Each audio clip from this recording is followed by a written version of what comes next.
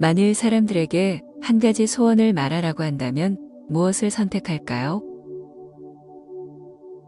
가장 좋은 것을 골라보면 극락, 열반, 해탈 등이 될 것입니다.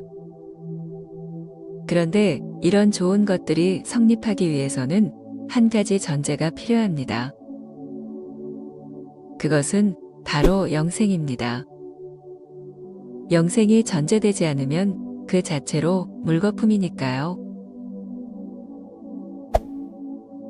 사실 존재하는 모든 것들은 자신의 존재가 영속하기를 원합니다.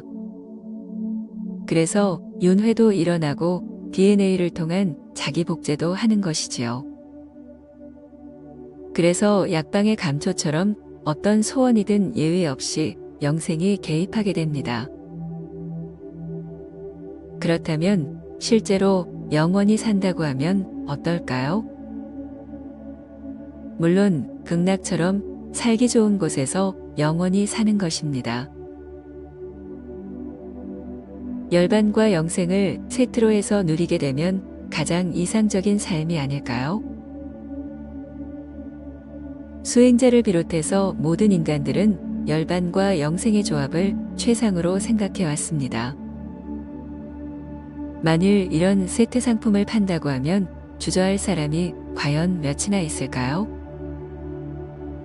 그래서 자고 이래로 모든 종교단체에서 이 상품을 팔아왔던 것입니다. 어떤 사람이 있다고 칩시다. 그 사람은 꿈에서 깨어나질 않습니다. 평생 꿈속에서만 살고 있습니다. 그런데 그의 표정은 늘 행복합니다. 왜냐하면 그 꿈이 너무나 달콤하기 때문입니다. 그 꿈이 영원히 지속된다면 어떨까요?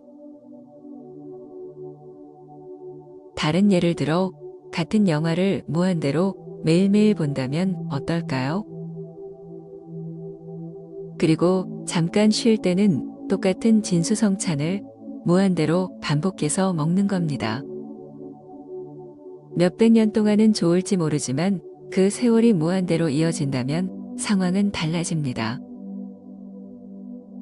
좋은 것이 무한히 되풀이된다면 어느 시점부터는 지루해지고 또 어느 시점부터는 그것이 괴로움으로 변할 것입니다. 그러다가 매우 오랜 세월이 지나면 지옥처럼 느껴지게 되겠지요. 왜 좋은 것이 무한히 반복되면 좋은 것이 되지 않을까요?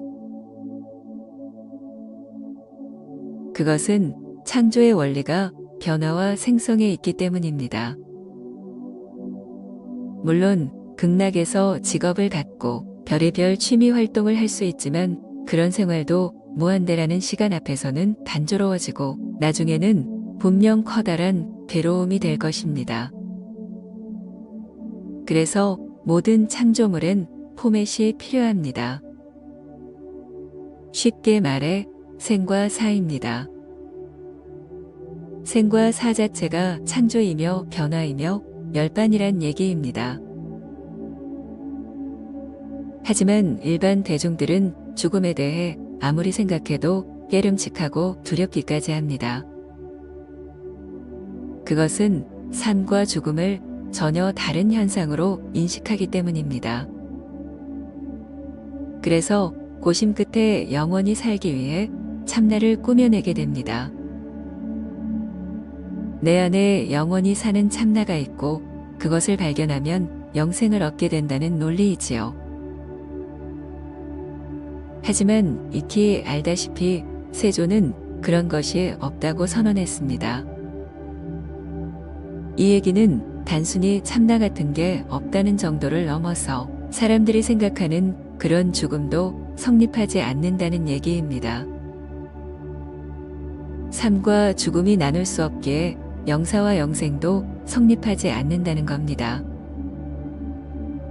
이것이 불교의 불의 사상입니다. 당신은 영생에 대한 소망을 가지고 있나요? 하지만 그것은 무명으로 프로그램된 중생들의 고질적인 특징입니다. 사실 영생을 갈망한다면 영사 역시 그만큼의 매력을 지니고 있습니다. 그래서 생사 자체가 증발하는 것이 불교의 가르침인 것이지요.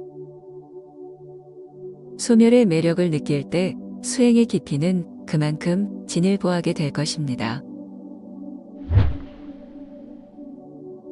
영생의 달콤함은 수행에 방해가 될 뿐만 아니라 수많은 종교의 덫에 걸릴 위험이 있습니다. 그럼에도 당신은 영생을 얻고 싶으신가요?